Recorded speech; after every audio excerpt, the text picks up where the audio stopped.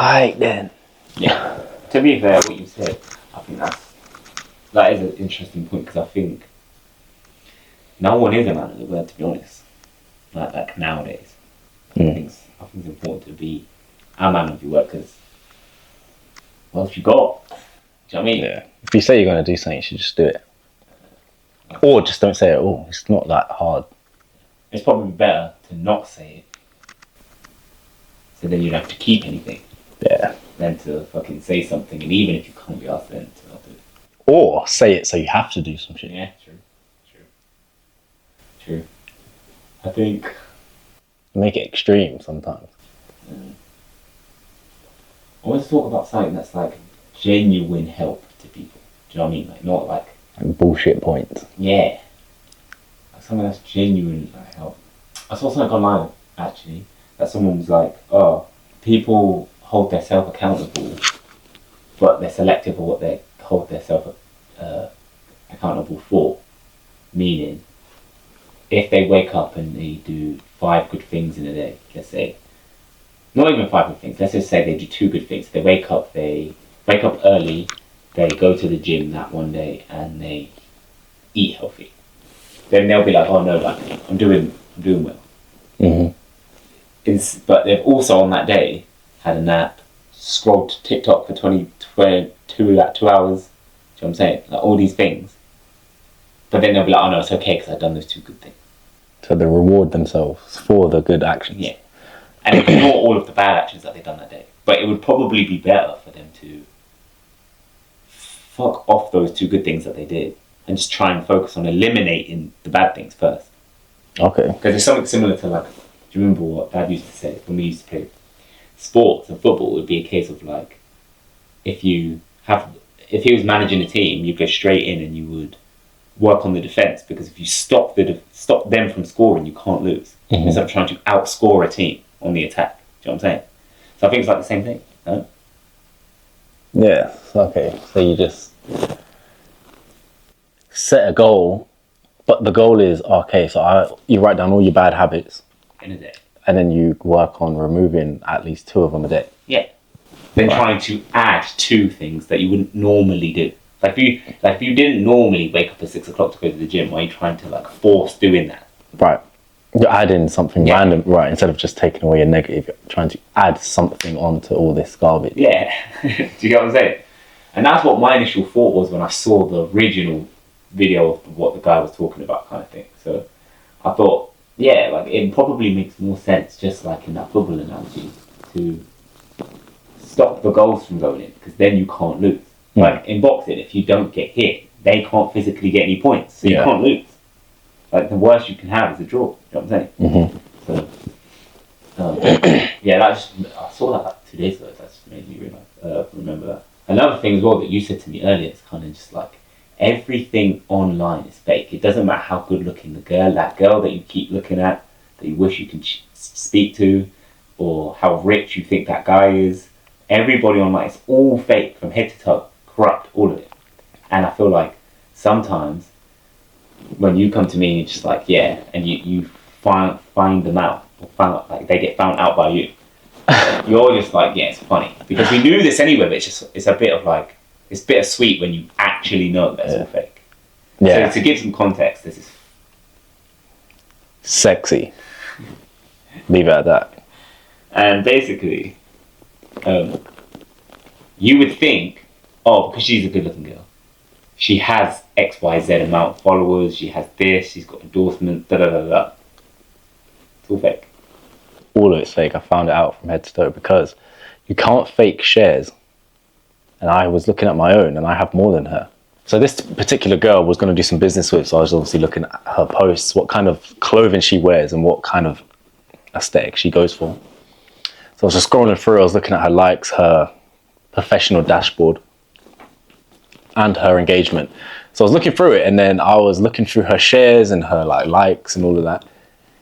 And you can't fake shares, right? And she was only getting like 1 to 2, but she was getting thousands of likes. And I was looking at my own, and I was getting more than her. I was outdoing her shares by a lot.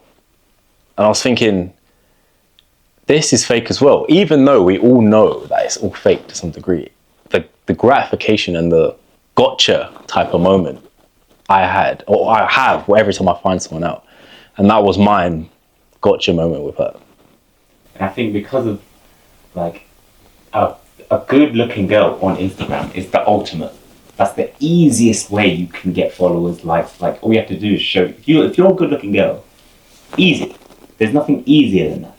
And to know that, like, for example, this is just one like occasion of this happening, by the way, sharing this story. That if she is literally at the easiest it can get on social media, then just imagine everything else. Every other thing on Instagram, fake. Twitter, fake. All of it. Fake. X. Exactly. There you go. So yeah, I think that was a funny kind of, like he said, got your moment that we was laughing about earlier. So. But it's literally in everything.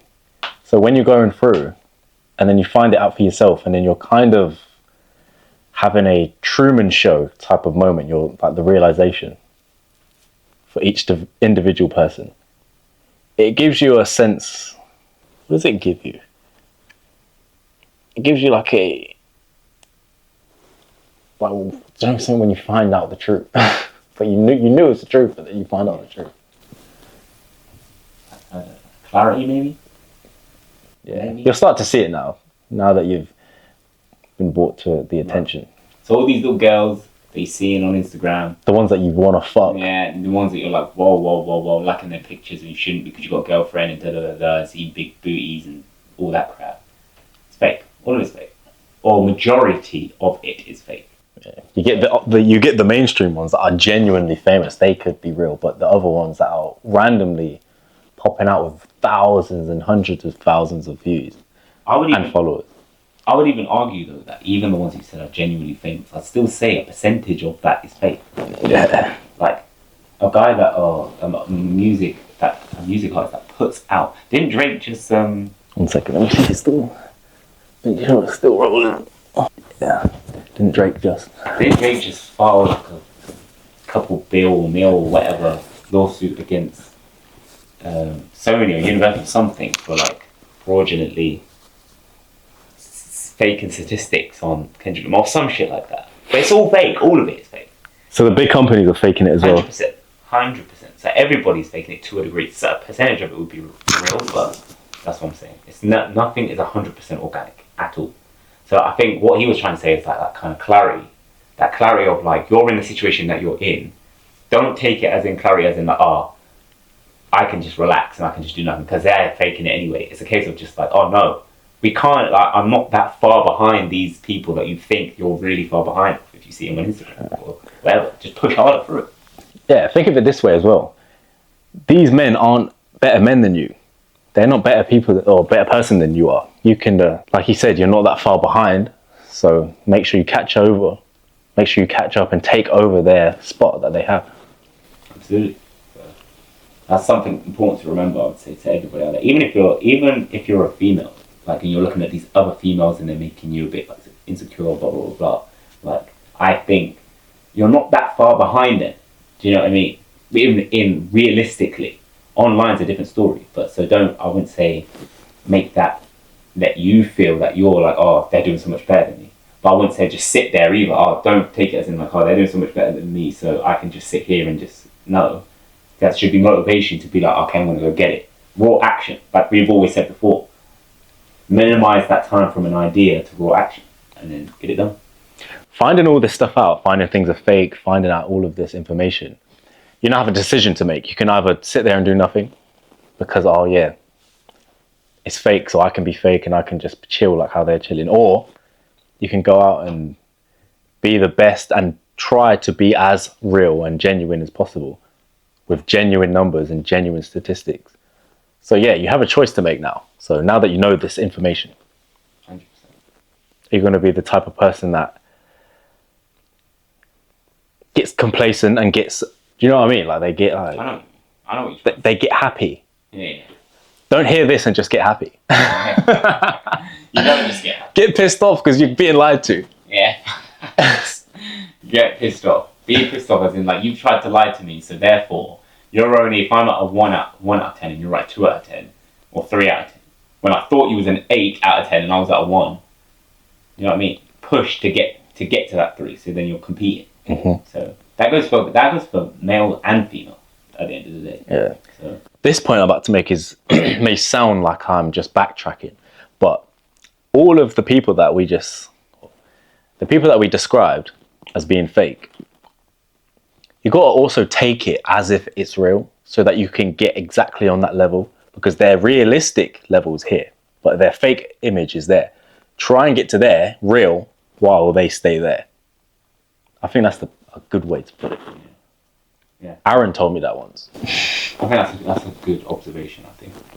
So, and what it seems to me, what I'm seeing now anyways, like people don't know what they want to do, and they're thinking, I'm 25 years old or whatever, in their 20s or late teens or whatever, and they're like, I don't know what I want to do. Even 30s, even their 30s, late 30s, I don't know what I want to do.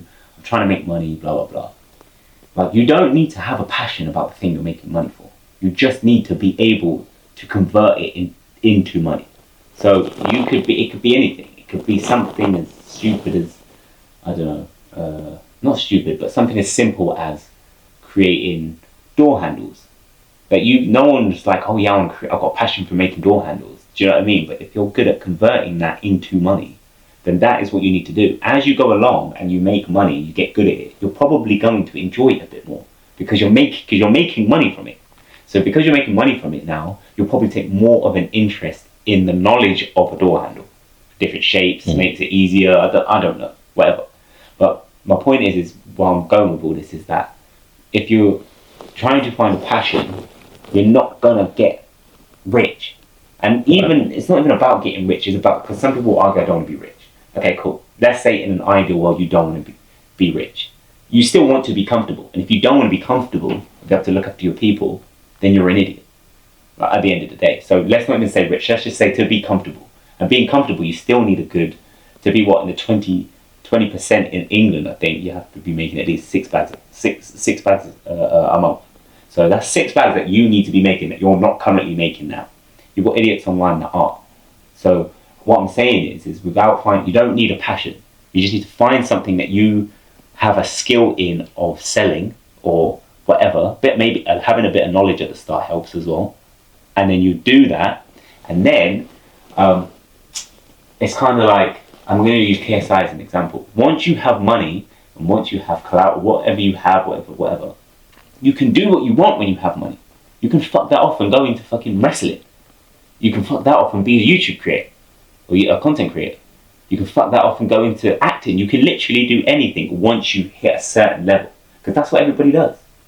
Do you know what I'm saying? Aaron sent me a TikTok or like a reel or something the other day about Kai Cenat and how he was on WWE. Do you know what I mean? Like, from how? From where? Do you know what I'm saying? Yeah. So it's like, and this is where the argument. I have a friend, and we go back and forward about, like, he's just like, yeah, like, I'm into food and I'm into the gym, but I just don't know how to like I don't think you don't need to have a passion about making money. Just fucking find something you're good at and start trying to scale it quickly. And then once you've done that, and if you decide, nah, fuck this, I don't like door handles, really anyway, but it makes me good money. You fuck that off, and you go into wrestling. You go into WWE. That's what you do. That is literally how the world works. So I just wanted to bring that point up. So yeah, I need to go. So if you're going to keep that rolling, or you can fuck it off. Fuck it off.